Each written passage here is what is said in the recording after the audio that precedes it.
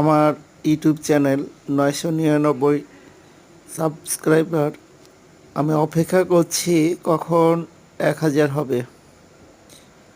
অনেকক্ষণ থেকে ট্রাই করতেছি, আবার রিপ্লেসিং করতেছি, কিছুতেই কিছু হচ্ছে না। তাই প্রতিটা ভিডিওগুলো ছাড়ার পর আমি দেখছিলাম যে কখন হবে কখন হবে। আমি চাইছিলাম যে আমার চ্যানেলটা ১,০০০ সাবস্ক্রাইবার হয়। অনেকক্ষণ থেকে অপেক্ষা করতেছি, কখন যে হবে সেটা নিয়ে একটা মনের মধ্যে এক অন্যরকম অনুভূতি মনে হচ্ছিল।